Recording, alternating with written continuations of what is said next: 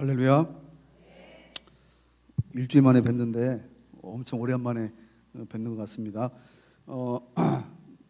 저는 지난 주일에 행정적으로 사임이 됐으니까 오늘 이제 부교육자가 아니라 강사로 온 겁니다. 그러니까 좀 존경하는 마음으로 말씀을 들어주시기 바랍니다.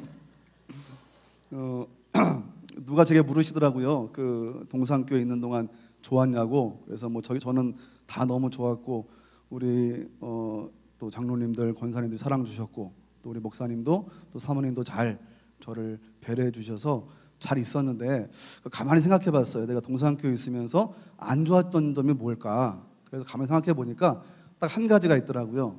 그것은 뭐냐면, 마치 그 홍길동이 아버지를 아버지라고 부른 것처럼 저는 지척에 삼촌을 놓고도 삼촌이라고 불러본 적이 없어요. 그래서 야, 이게 안 좋았다. 그래서 앞으로는 제가 삼촌이라고 불러도 되겠죠. 네. 감사합니다. 다니엘서 12장 1절로 13절까지 영원토록 빛나는 성도가 되십시오 라는 말씀의 제목으로 말씀을 함께 나누려고 합니다. 다니엘서는요, 7장부터는 계속 환상에 대한 부분이 이어진단 말이죠. 그리고 오늘 마지막 12장 말씀으로 그 환상에 대한 말씀이 마무리되는 동시에 이 다니엘서의 마지막 말씀이 오늘 말씀으로 마무리가 됩니다. 오늘 본문에 12장 1절 말씀에 보면 이런 말씀이 있죠. 세상의 끝날에 큰 환란이 있을 것이다. 본문에 반복하여서 말씀하고 있는 것이 그때라는 것인데요, 3번이나 반복됩니다. 그때는 마지막 종말의 때를 의미하죠. 1절 말씀 제가 다시 한번 읽겠습니다. 그때에 내 민족을 호위하는 큰 군주 미가엘이 일어날 것이요, 또 환란이 있으리니 이는 개국 이래로 그때까지 없던 환란일 것이며, 그때에 내 백성 중 책에 기록된 모든 자가 구원을 받을 것이라. 여러분, 주목해 볼 것이 있습니다. 종말의 마지막 때에는 이 환란의 날이 분명히 있겠지만, 종말의 마지막 그때에 우리 성도들에게는, 믿는 자들에게는 소망이 있다라는 그러한 사실이죠. 그것을 오늘 본문에서는 책에 기록된 모든 자는 구원을 받는다라고 말씀합니다. 2절에 가면 또 이렇게 말씀하고 있죠. 땅의 티끌 가운데에서 자는 자 중에서 많은 사람이 깨어나 영생을 받는 자도 있겠고, 수치를 당하여서 영원히 부끄러움을 당할 자도 있을 것이며. 잘 보십시오. 마지막 때에 죽은 자 중에 부활하여서 영생을 받는 자도 있겠지만, 반면에 수치를 당하여서 영원히 부끄러움을 당할 자도 있을 것이다 라고 말씀합니다. 이 말씀은 마지막 때에 환란을 이겨낸 자, 즉 생명책에 기록된 성도들은 지혜로운 자가 되어서 영생의 축복을 누리게 될 것이고, 반면에 환란을 이겨내지 못한 자는 깨닫지 못한 미련한 자가 되어서 영원히 부끄러움 가운데 있을 것이다 라는 말씀이죠. 사랑하는 성도 여러분, 따라서 성도된 자들은 환란을 이겨내는 지혜로운 자들이 되어서 세상 끝날에 영생의 축복을 누릴 수 있는 자들이 되어야 합니다. 환란을 이겨낸 지혜로운 자들의 축복은 무엇일까? 3절은 이렇게 말씀합니다. 환란을 이겨낸 지혜로운 자들에게 주는 축복입니다. 지혜 있는 자는 궁창의 빛과 같이 빛날 것이요, 많은 사람을 옳은 대로 돌아오게 한 자는 별과 같이 영원토록 빛나리라. 여러분, 본문을 잘 보세요.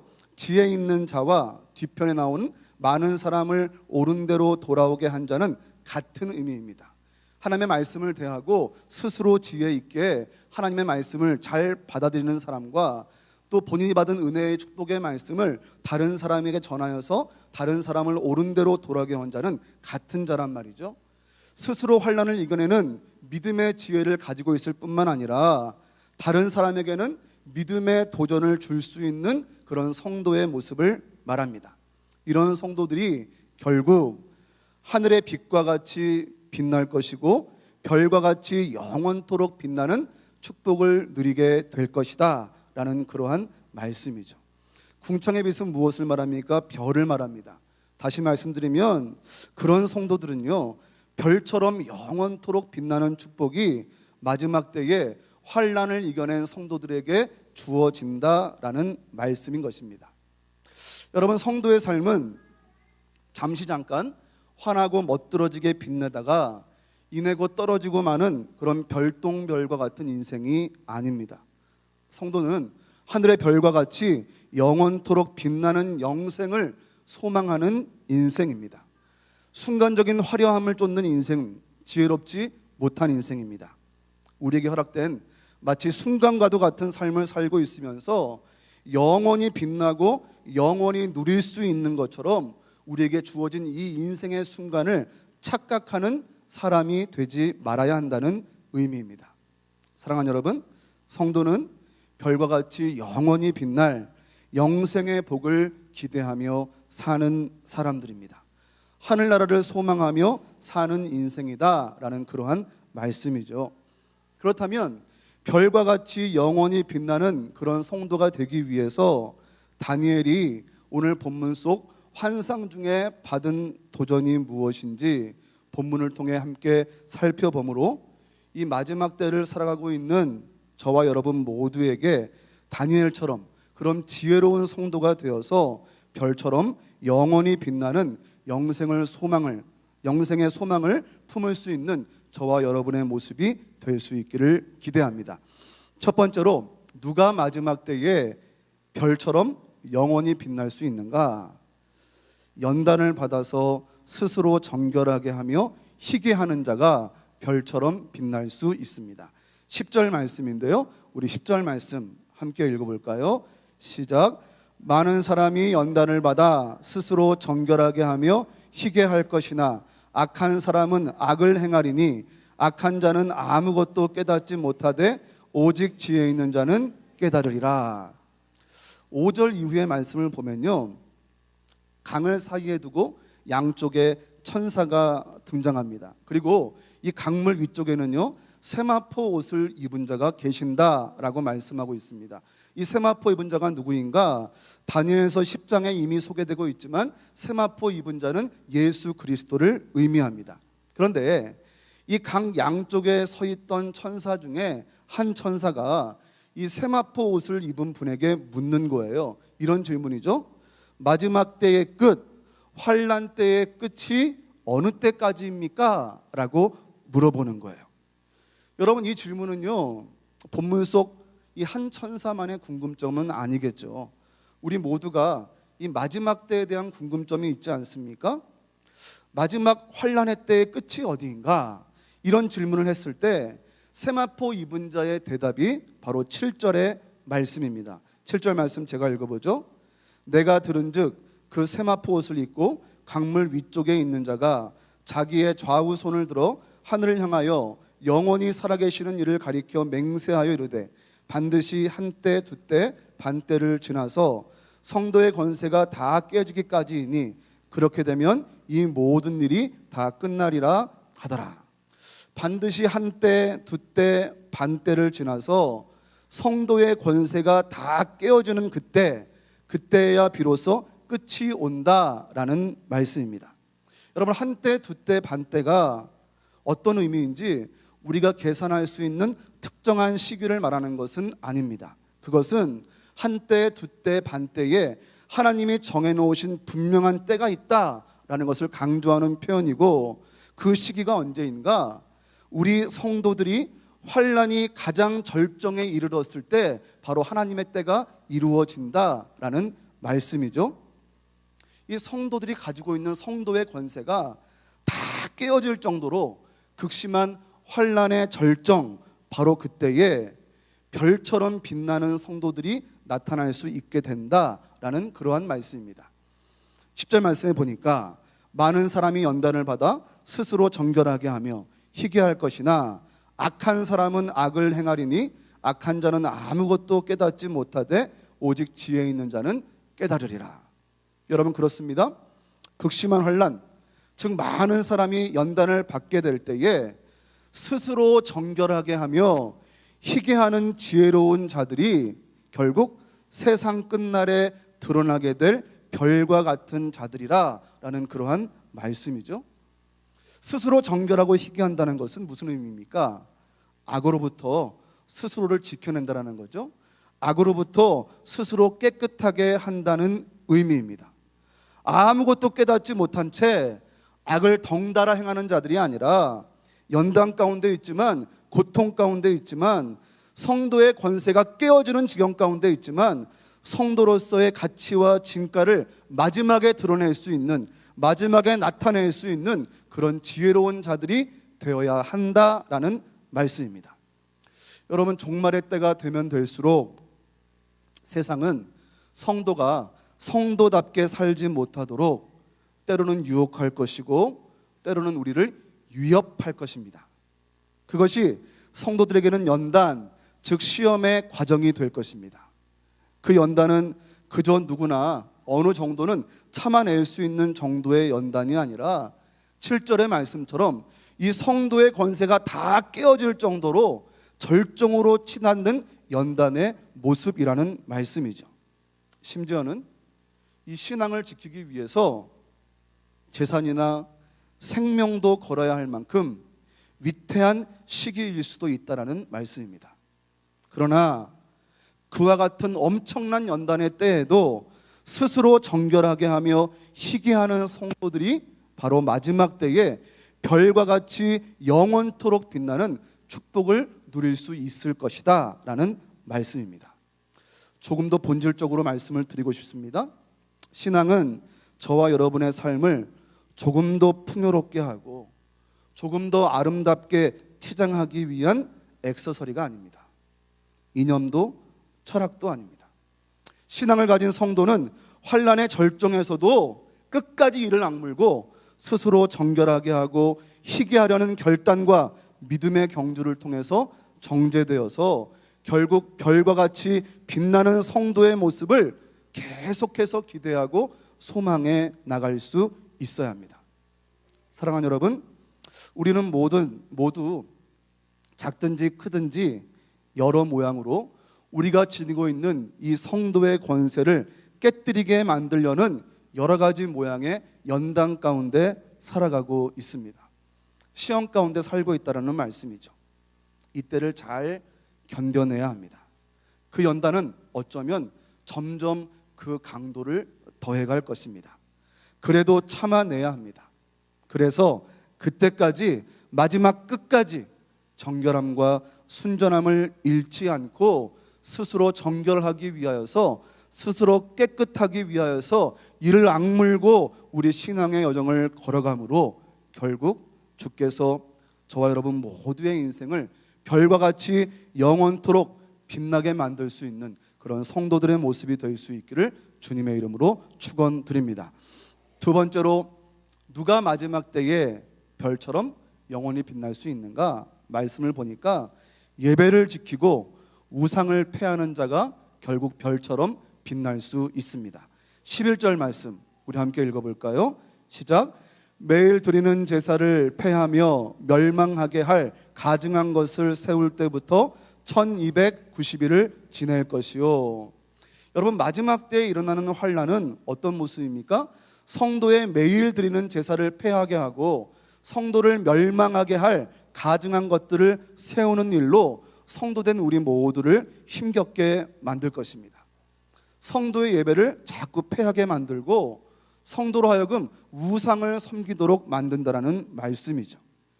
예배를 폐하고 우상을 세워 섬기게 한다는 것은 결국 하나님과 성도 사이를 이간질시키고 하나님과의 관계를 어그러뜨리기 위한 사단의 가장 원초적인 계략입니다. 마지막 때에 일어나는 단면적인 현상에 대해서 4절 말씀은 이렇게 말씀합니다. 다니엘아, 마지막 때까지 이 말을 간수하고 이 글을 봉함하라. 많은 사람이 빨리 왕래하며 지식이 더하리라. 여러분, 무슨 말씀인지 아십니까?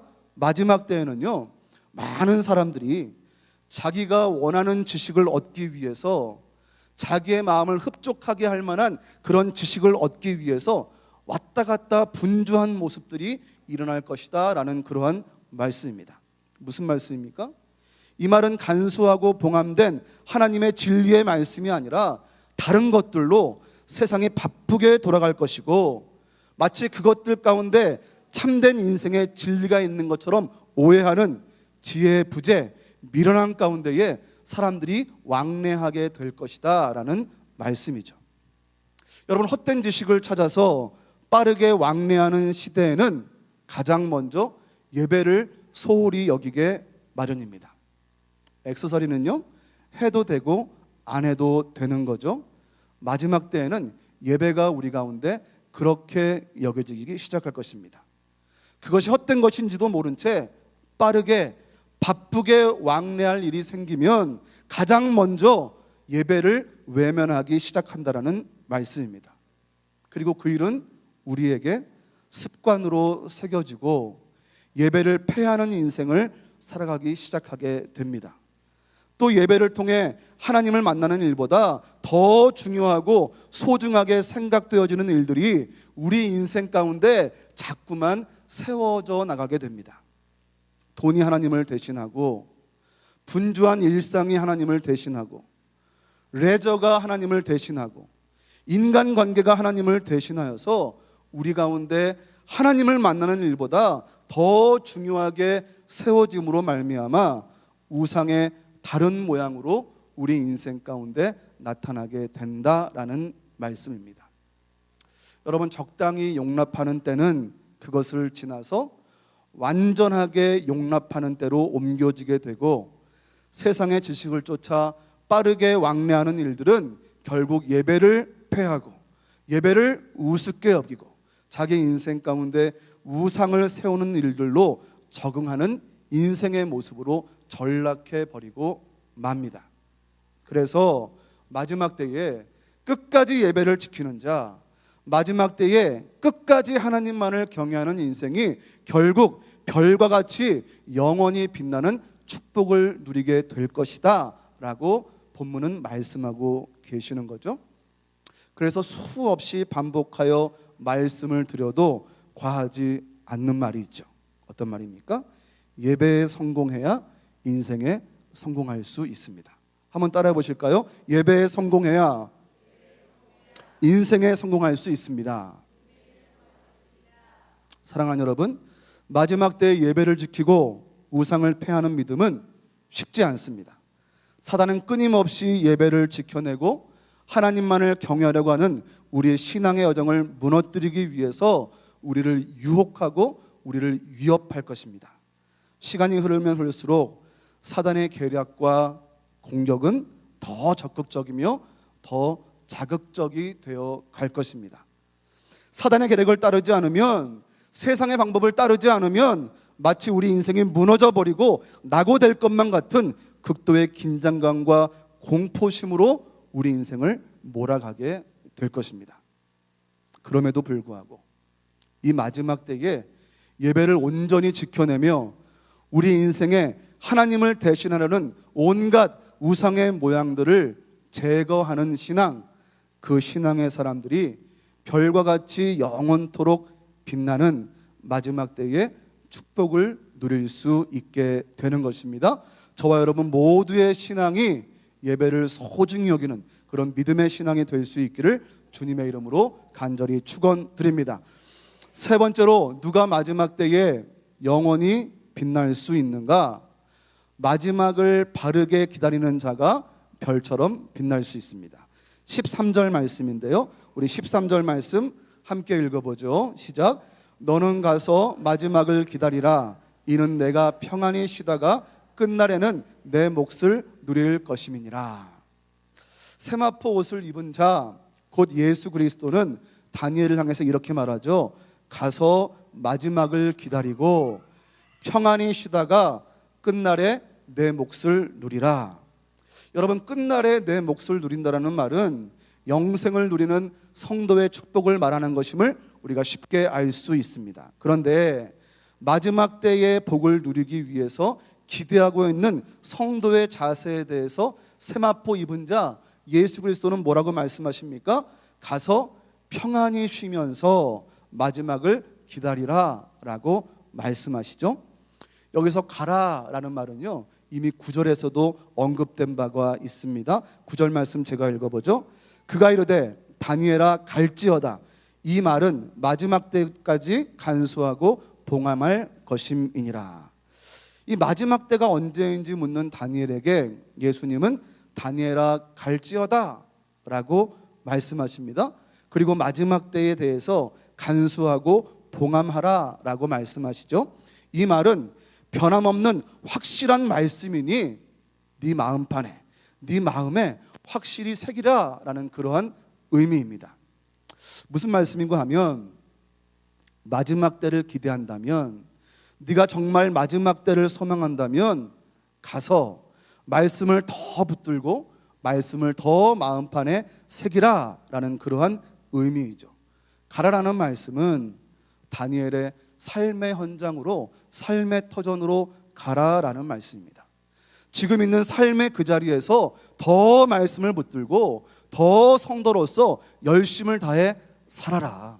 바로 그러한 삶이 별처럼 영원토록 빛나는 인생을 소망하는 삶이다라는 그러한 말씀이란 말이죠. 13절의 말씀도 동일한 내용입니다.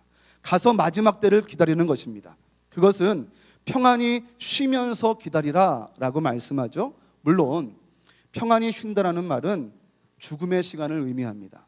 그러나 포괄적인 의미로 생각해 볼 때 종말을 기다리는 성도들은, 예수님의 다시 오심을 기다리는 성도들은 분주하게 세상 것을 쫓아, 세상 지식을 쫓아 빠르게 왕래하는 사람들이 아니라 삶의 자리로 가서 묵묵하게 주의 말씀을 붙들고 주의 말씀을 새기며 끝날에 누릴 자신의 몫을 기다리며 평안히 말씀을 지키고 기다리는 자의 모습이어야 한다라는 그러한 의미입니다. 마지막 때가 언제인지는 모르지만 우리는 늘 마지막 때를 살아가는 성도의 삶을 살아야 합니다. 시대별로 그리고 세대별로 성도에게 닥치는 환난과 연단은 늘 존재해 왔습니다. 그러나 어떤 상황이든지 성도는 단지 각자에게 주어진 시대에 최선을 다해서 주의 말씀을 간직하고 하나님을 예배하고 하나님만을 경외하는 믿음의 삶을 살아가기만 하면 된다라는 그러한 의미이죠. 우리에게는요, 주님이 언제 오시는지가 중요한 것이 아니라 성도로서 어떻게 주님을 기다리고 있는지가 훨씬 더 중요하다라는 사실입니다. 12절엔 기다리는 사람이 복이 있다라고 말씀하고 있습니다. 제가 읽어보죠. 기다려서 1335일까지 이르는 그 사람은 복이 있으리라. 11절에 1290일에서 또 45일이 지난 1335일 동안 기다리는 사람은 복이 있다는 거죠. 한때, 두때, 반때가 정확히 언제를 말하는 것인지 1290일과 그에 더한 45일, 1335일이 정확히 무엇을 말하는지 우리는 알 수 없습니다. 저만 모르는 것이 아니라 신학자들도 몰라요. 아무도 몰라요. 그러나 분명한 것이 있죠. 그것은 무엇입니까? 하나님이 계획해 놓으시고 하나님이 정해 놓으신 때가 분명하다라는 말씀입니다. 성도를 연단하는 그때와 그 기한이 분명히 있음을 확신하고 분명히 그때가 너희 가운데 임할 것이니 가서 잠잠히 말씀을 지키며 마지막을 잘 기다려라. 그런 자에게 복이 임할 것이다 라는 그러한 말씀이에요. 마지막 때가 언제인지 분주하게 왕래하지 말고 무엇이 진짜인지 혹 좋은 것이 있는지 분주히 다니지 말고 너의 그 자리에서 너에게 주어진 그 말씀을 지키며 묵묵히 인내하고 신앙의 삶을 살아가는 것, 그것이 바로 지혜로운 성도의 모습이라고 주님께서 다시 한번 강조하고 계시는 거죠. 사랑하는 여러분, 마지막을 바르게 기다릴 수 있는 우리가 될 수 있기를 바랍니다. 분주하게 왕래하면서 마지막 때에 대한 헛된 지식을 쫓는 자들, 혹은 공포심과 두려움에 사로잡혀서 온갖 잡설들의 마음을 빼앗기는 인생들이 아니라 말씀을 간직하고 새기며 말씀 위에 바로 서서 우리 각자 삶의 현장으로 가서 성도답게 열심히 살아내는 것, 평안히 마지막 때를 기다리며 예배 생활에 최선을 다하는 것, 바로 그것이 지혜로운 성도의 모습이라는 말씀입니다. 저와 여러분 모두가 그렇게 삶의 현장에서, 우리에게 주어진 믿음의 현장에서 마지막을 바르게 잘 기다려내므로 별과 같이 빛날 수 있는 우리 모두의 모습이 될 수 있기를 주님의 이름으로 축복합니다. 말씀을 마칩니다. 신앙의 사람 다니엘의 인생의 여정에 하나님이 주신 축복은 끝날에 주실 다니엘의 몫이 있다는 말씀이었습니다. 그것이 다니엘이 별과 같이 영원토록 빛나도록 하시는 귀하고 아름다운 하나님의 축복이었습니다. 바라기는 다니엘과 같은 믿음으로 우리 모두가 별과 같이 빛나는 이 땅에서의 성도의 삶을 살 뿐만 아니라 그 별과 같이 영원히 빛나는 축복이 세상 끝날에 우리 몫으로 하나님이 주시는 영원한 축복으로 나타날 수 있기를 간절히 바랍니다. 사랑하는 성도 여러분, 저는 이제 오늘 끝으로 이 동산교회를 떠나서 이제 캐나다에서 새로운 비전을 이루어 가려고 합니다. 그간 제게 베풀어 주신 귀하신 성도님들의 사랑에 가슴 깊이 감사드리고 부족한 사람을 인내하고 사랑하면서 품어주신 담임 목사님과 사모님, 삼촌, 숙모 감사를 드립니다. 무엇보다도 너무나 귀하신 성도님들을 이 동산교회에서 만나서 사역할 수 있는 기회로 인도하신 하나님께 감사와 영광을 돌려드립니다. 여러분은 다니엘처럼 결국 별과 같이 영원히 빛날 믿음의 성도들이십니다. 주 안에서 사랑하고 축복합니다. 기도하겠습니다. 사랑의 주님, 우리를 별과 같이 영원토록 빛나게 하시려고 이 자리로 불러주시고 한 믿음의 공동체로 주님의 몸된 교회를 이루며 신앙할 수 있도록 인도하여 주심 주님 참으로 감사합니다.